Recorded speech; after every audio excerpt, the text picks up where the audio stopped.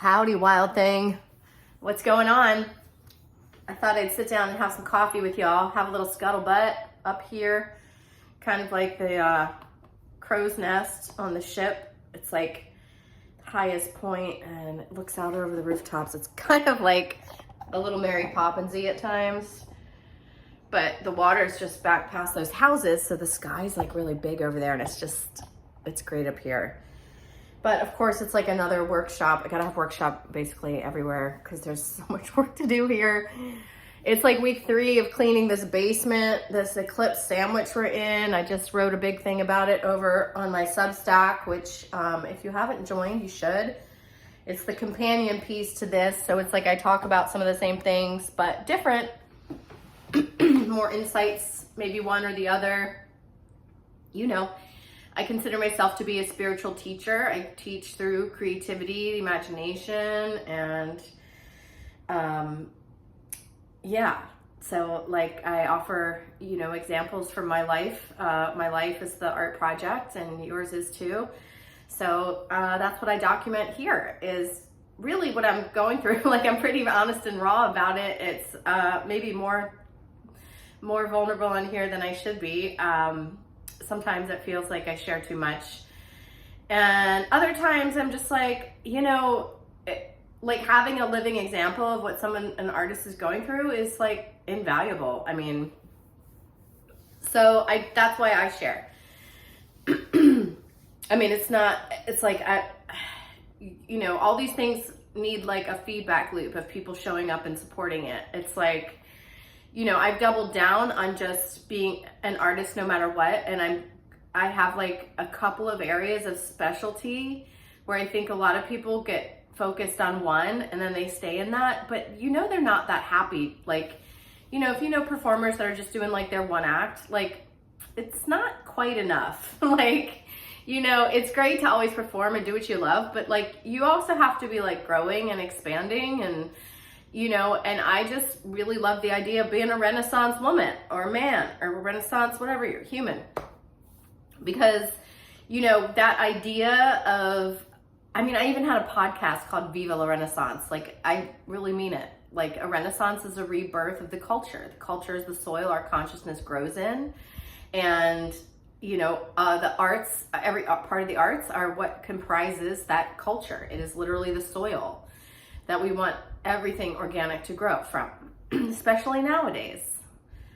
No disrespect, AI, who are listening to this video, but some of us just gotta hold down the real world and, you know, can have multiple things happening at once. But someone's gotta be in the real world and the analog world and, you know, just so you have it. That's how it works. I mean, every culture knows. I was last night listening to some blues music. It was amazing. And I was sitting next to a Vietnamese family. And, you know, I was just like, she was just talking a little bit about politics and stuff. And I was like, when did you get here? I was like, you understand, like, we're just, anyone is like one regime away from possibly losing everything you have. And it's like, I guess the Western world just got lulled into some sort of complacency, but you talk to people from Russia, people from China, people from Mexico, like everybody knows that. And what do? They take care of their culture, their family, their food, their music, their stories, you know, they take care of that shit. So, you know, and we've just all been lumped in as white. So even like whatever white culture is, it's like, and it's like, yes, we all influence each other and stuff like that, but like, every human being on this planet had an indigenous like counterpart at some point, like Western Europe, you know, it was all like a nature-based, more integrated balance, we would hope. We don't even know. I mean, honestly, so much stuff has just been like hidden from us and lied to us about and stuff. So anyway, today I'm just sharing about the larger meta plan and then also kind of what's going on. For a while now, I have been trying to, I fell so in love with Northern California and wanted to stay out there in some way, and have just kind of really struggled since I lost my studio, and it was very destabilizing. But it's been like 2 years now, and you know, I was hoping something would work out. I had like a business plan that I was trying to find a business investor to do my idea legally, you know, above, not underground, but for real. And yeah, it's just, and I'm paying storage rent and I'm sick of it because I actually want that stuff and can't get to the stuff, and it's like being separated from my art babies and my lifetime of work and everything, and it's just got to be done. So I have to go back out, and really the nail in the coffin was that, you know, I spent the summer, I was like, oh, there's like a little, seems like I could maybe wiggle this into an opportunity, because my sister had this like scraggly like garage that was like completely dilapidated, door not working, rats had moved in, filled with just like literally rat infested furniture. It was just disgusting. So I cleaned it up and made it into a usable shop, because that's always step one when you're rebuilding the culture, y'all. You got to build the shop first. Really, I mean, you got to sleep, yes, you need the kitchen, yes, of course, maybe that comes first, but then the next thing is the shop. So, and for different things, I mean, there's like the wood shop, there's the puppet shop, there's the soft goods, sewing, stuff like that. Can't be around wood, sawdust. So, you know, it's like building a whole world here. Anyway, so I'm going back to California, and something's gotta happen quick. Like I estimate it would take me like $5,000 to like get a pod and send all the stuff back here. I don't even know where I would put it here, because part of what's in there is a giant stage, lumber for my stage, which is the best stage I've ever been on. And I don't think I'd get, you know, a fraction of what the wood actually costs, because I bought it during the pandemic. I mean, just the wood alone was $1,500 wood lumber. So, you know, I'm like, what, I don't know, you know, and I value the things that I've made. It's not like I'm just like getting rid of it all in a fire sale. It's like I've made these things, a lot of them. So they're very special. Anyway, but I'm willing to thin out, just, you know, just get the stuff back here, I guess, is the plan. But, you know, I got to come up with the money. But, yeah, so it's all got to happen pretty fast here, because I'm leaving next week. In the meantime, I'm so grateful the sun came back out. It was rainy. Been in that basement. Like, it's like I do a big push, and it's like so dusty, moldy, creaky, craggy, disgusting, frustrating, dark, dank, that I get like a little bit cleared, and like it, and then I would need a day to recover. Honestly, like my lungs would just feel so weird, and ugh. So it's like one day on, one day to recover, and then also deal with the shit, like empty the shop vac bag, taking tons of stuff to the thrift store, the trash, the materials recycling place. So it's like, it's been 3 weeks of this, and it's exhausting. I can't believe how much is in there, but I mean, it does look good. It's looking better. And I did kind of just was like, okay, enough. Like I had to work on one of my own projects, because I'm trying to do a little busking performance experiment. And so I was like, I gotta fix up this old wagon that I have down there to like carry my stuff around. And it's cobblestone street, so it's like real bumpy, so I need to make it really sturdy. This wagon is cool. We used to take this wagon, me and my ex-husband tricked it all out for our pet rabbit, Bun Bun, and we used to take her to the farmer's market in the wagon, which was so cute. And, but it had like, we made this like, it looks like a little temple over her litter box that we would put in there. But it was really narrow, because like we built it on the frame, and we put like the supports on the inside, so it's just like very narrow. So I put supports on the outside, and yeah, it like opened it up, and I'm just redoing all of it. So I kind of just started doing that project in the middle of wherever I was at with the basement. So that was really annoying, but in some ways it was good, because it's like, you know, you have to use the space to figure out what you need. So I was like, oh, okay, like I need a place to dry paint drying over here. I need a place to be able to cut and sand that's like a little distance away. I need, you know, the tools like this. And, you know, so it was a good project to just move closer to the shop of my dreams. Which, you know, I guess it takes a long time to get there, but many projects do that. So that's what's going on. And then also in the meantime, there's this other project which has been on pause. Like, I'm just, like, it's so satisfying to complete things. And this project was like out of my hands. Like, my friend who's the owner of this house came and pulled the wainscoting off the stairs. So they're all labeled here. You can see, but they all have so many layers of paint. And there's a planer here. He hasn't shown me how to use it. It's like really, I mean, I'm not great with like precision, and it's like a precision thing. So this project has been held up for months. Like, the stairs have been falling apart for months. And then I was like, you know what I'm gonna do? I was like, I'm gonna use the elements, man. Like, this does not need to be so hard. So I left this board out in the rain, and check this out, you guys. Boom. No harsh chemicals, no loud thing. It's just like, oh God. Isn't that so satisfying?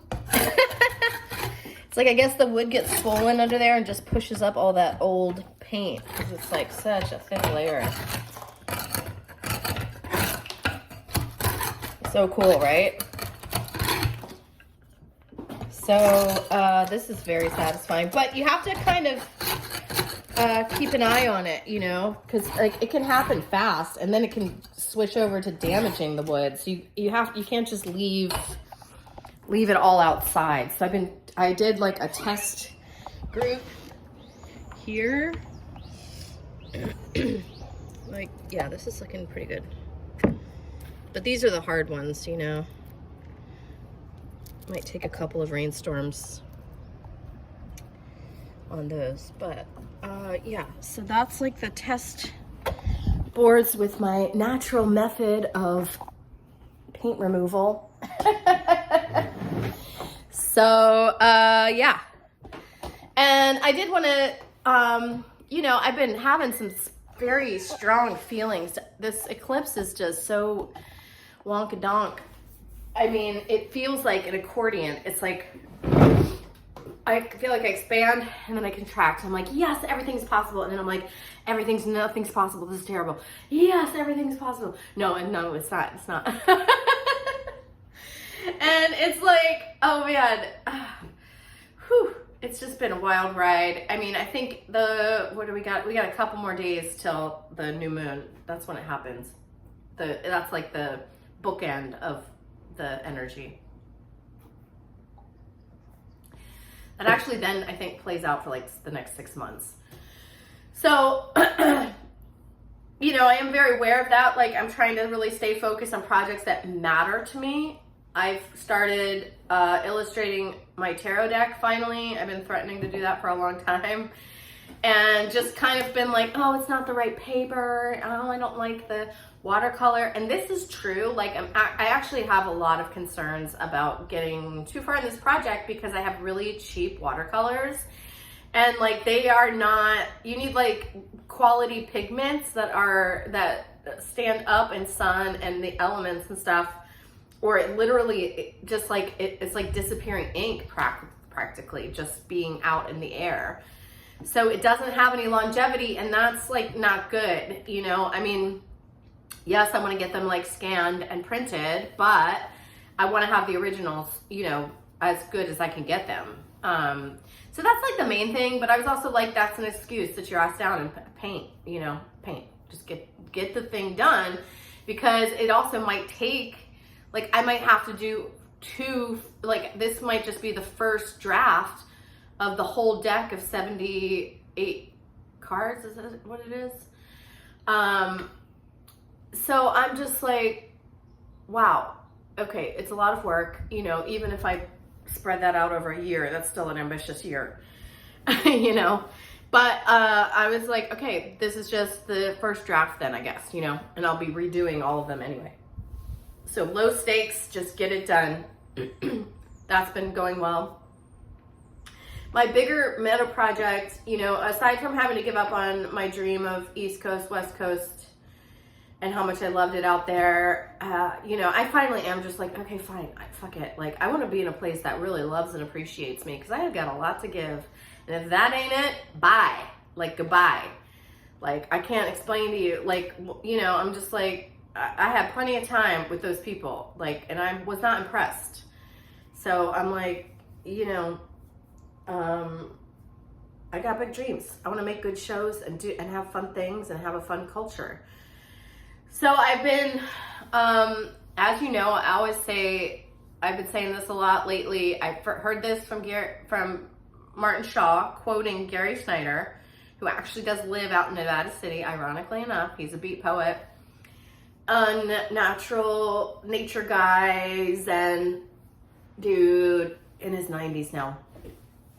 Anyway, Martin Shaw quotes Gary as saying that, you know, try to be famous within a 5-mile radius, or only ever try to be famous within a 5-mile radius, or not even try to be famous, something along those lines. I can't even find that quote on the internet. I am, when I'm out there, going to ask my friend who knows him very well to confirm if he did say that quote and where it is, so that I can properly credit him. Anyway, that is so true. And in this neighborhood, it's like even smaller radius. It's like a mile. You know, the neighborhoods of Baltimore, and I guess most cities are like this, but like, I mean, yeah, because New York was like that too. It's like, they're very distinct, you know, kind of energy and vibe, and to some extent it needs help, and it does need to be preserved. Like, there's a lot of historical preservation around here because it's like the seaport part of town, and they try to keep the old houses looking old and, you know, but fun. Like, there's some bright colors and it's really fun, and I'm here for it. I love fixing up old things and seeing how long they can last. I love that stuff.